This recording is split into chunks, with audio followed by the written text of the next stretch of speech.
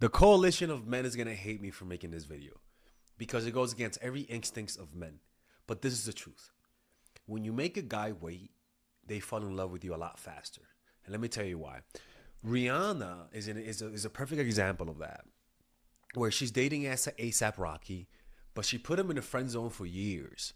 He was fantasizing about her. He was working really hard, and she pretty much made him wait years. And so they were friends for many years, even when I think she was dating Chris Brown. And now they're together, and now they look like the perfect couple, right? Honestly, they really do look like they belong together. But we're gonna explain to you guys why the strategy that she used worked, and what it says about her psychologically. And this is something that it's really mind-blowing, because the longer you wait before dating, the higher the likelihood this relationship will not lead to divorce. Let's talk about this, right? Because this is mind-blowing to me. And honestly, it kind of makes sense, right? And it says, like, friendship before romance, lower divorce rates. Studies suggest that couples who were friends before entering a romantic relationship tend to have a lower divorce rate. Building foundation of friendship can foster trust, understanding, communication skills that contribute to long-term relationship success. In other words, you make the guy wait so much that he ends up falling in love with you in the process of waiting.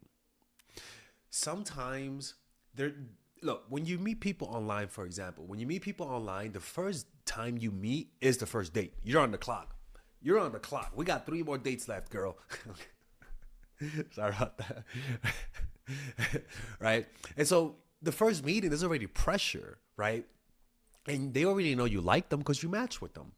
But if you meet them through friends and family, or through a normal activity where you see them all consistently for a few months, those moments before you guys go out is a period of uncertainty, and a period where a guy will start to fantasize about you when you're not there. The interactions with you and him is going to be more spicy. And I'm going to explain why this works so well, why waiting is so powerful. But let me get this out the way. You cannot do this if you meet people online. Because guys who meet you online, you're already on the clock, right? You got to meet them through normal settings. Because when it's a normal setting, guys take a while to muster up the courage to ask you out. So in that period of waiting, they're going crazy on the inside, right? And so this is the thing, right? Being friends first allows individuals to get to know each other, values, personality, and quirks in a more relaxed setting.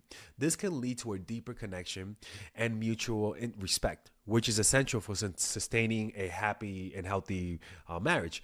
And another thing that's really interesting is the fact that you know them. You know their friends, you know their family.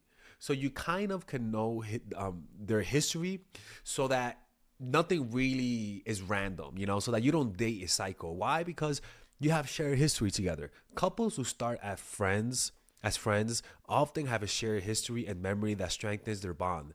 This shared foundation can enhance emotional intimacy and support through challenging times. And when you really think about it evolutionarily, most people met through friends. Most people were initially friends. You knew them since childhood, and you guys were raised in the village. Or they first I'm thinking more of arranged marriage, right?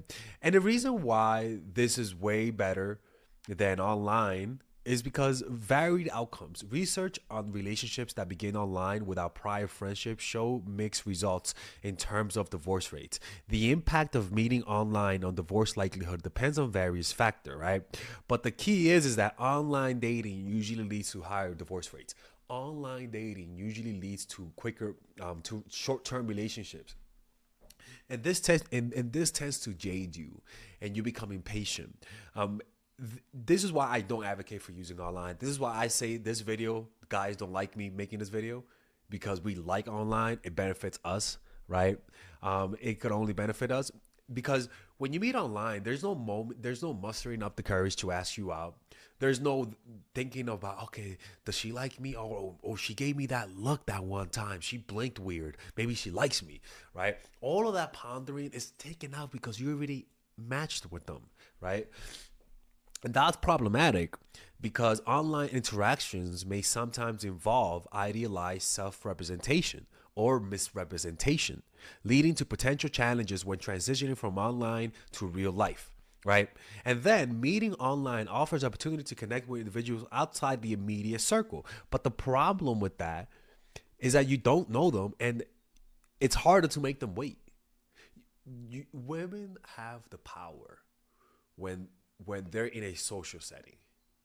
Women have the power when they make the guy wait, because guys, when they like you, it becomes very obvious. And you women, you guys can hide how you feel a little bit better per se, right? And that gives you, and that brings a lot of advantages, right? So you have to make them wait, right? Let me show you why. Okay, let me show you right here, because I wrote this and I want you guys to understand this very, very well. Higher divorce rates. Some research suggests that couples who transition quickly from friendship to romantic relationship without a significant period of knowing each other as friends may have a higher divorce rate. This rapid progression can sometimes lead to challenging communication, right? So it's also the fact that there's something about that friendship phase that changes you psychologically. Something about that, right?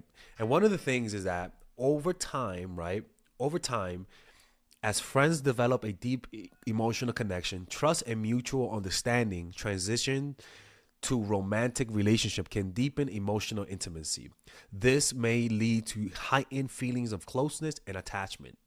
And this is something you just cannot get with just online dating. Communication skills.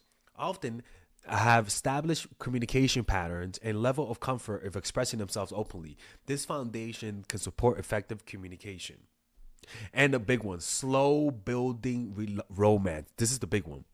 The gradual progression from friendship to romance can create a sense of anticipation, excitement, and slow building romantic connection. This process may enhance the emotional bond between partners. And there is no doubt in my mind that as a guy, if you guys are just friends and he doesn't know if you like him or not, in just that will arouse him. I'm just gonna be honest with you. A guy is more aroused about a woman that he had to work more to every step of the way. They had to work whether to find out if she liked him. He had to work up the courage. He had to work to find out the where to go on a date. He would ask your friends. All of that thing creates a buildup that doesn't just build up emotionally. It builds up in places. We all know what we're talking about. People, oh, that was horrible. I'm sorry, people. I'm sorry about that. But we all know what. That was fucking gay. Get him. I'm kidding. Whoa, Melissa, Jesus Christ, you're hunting gay people now, right? That slow buildup is only to your advantage. It's only to your advantage. And the reason why is because of a few neurological changes. Increased oxytocin release. Oxytocin, the love hormone, is associated with bonding, trust, and social connection. Developing a friendship before dating can trigger the release of oxytocin in response to emotional closeness and connection. Dopamine reward system. The transition from friendship to romance can activate the brain's dopamine system, leading to feelings of pleasure and reward associated with romantic attraction and attachment. Stress reduction, right? The relieve stress, enhance emotional processing. Engaging in deep conversation, sharing experiences, supporting each other as friends can enhance emotional processing skills and empathy, which are beneficial in maintaining a long-term relationship. And at the end of the day, this all leads to having a longer relationship, the person valuing you more because they had to wait so much. It's something that most guys nowadays don't do because most people meet online, right? They meet online. What they do is that they try to rush the intimacy. Moving quickly from friendship to romantic relationship may accelerate emotional and physical intimacy, which could mask potential differences, red flags that may become more apparent over time, right? And that rush in intimacy always leads to lack of connection with the person, right? So to increase this, go long term. Make friends first. Try to go a year where you make friends. Go to places where you know you can meet people that you could connect with and focus on making friends, right? and stop going after the first person that you meet, and just prolong the dating process, not by initially meeting them as friends and as a dating partner, but in meeting them as friends. And if they don't want to handle that initial friendship, you just move on, right? The friendship process will filter the right people for you, because like I said, studies indicate that couples who have a longer period of friendship before transitioning into romantic friendship tend to have a lower divorce rate. This extended period of time allows for a deeper connection, right? And also, this is a big consideration, individual differences. While research suggests trends, it's important to recognize that every relationship is unique, right? So obviously, it's not, there's always an exception to the rule. But long-term friendship doesn't create the love eyes where you're blind to their flaws, right? It's very easy to look at their positive traits, but when you just date people initially first without being friends, it's hard to see their flaws, because your brain will literally create the halo effect, compartmentalize part of their personality to fit what you want to have, and you could easily just be walking into a situation where you're just gonna get played, right? So that's why go with the friendship route, people. And like I said, meet people in normal situations. Go to meditation centers if you like to meditate. Join a writing group. If you like sports, join a co-ed sports league. Go join a salsa club where people are dancing. Go and meet people in real life and extend the friendship as long as possible. Those relationships will usually be more satisfying. Okay? Anyways, hopefully you guys enjoyed this video. If you guys want to work with me one-on-one, go to mindfulattraction.org, and I'll see you guys later. Bye-bye. All right, ladies and gentlemen, if you guys ever want to learn how to use your feminine energy to influence people, learn how to use your masculine energy to become more assertive, and also learn how to blend both energies to improve your dating life, your spiritual life, honestly, your relationship life, your family life, your career life, this is the course for you. If I had to make a course for my nieces, I have two nieces, one is 19 and one is 15. 16. Holy shit. Oh my God, he's a bad fucking uncle. He's a bad uncle. Get him. Shut up, Melissa. You should get this course, right? And this is the course that I will make for them. So, for example, watch the curriculum, right? In the first week, we're going to be showing you how to establish a strong masculine foundation without letting it hurt your feminine energy. This masculine foundation is a source of who you are, right? It's your bodyguard. Without this, whatever feminine energy you create will be destroyed by the outside, because your masculine is your shield. So we'll talk about goal setting. We'll talk about how to develop a serious attitude. We're going to be talking about how to use more logic, how to use more goal-oriented behavior. It's more how to be a man. Now the next one is how to embrace the feminine energy, right? This one will teach you about how to minimize excessive masculine traits, developing self-awareness, healing abundant feminine energy, regulating your emotion, mastering voice qualities and facial expressions, surrendering control, and allowing pain to be felt. This is honestly, this will supercharge, like Kaioken, your masculine energy.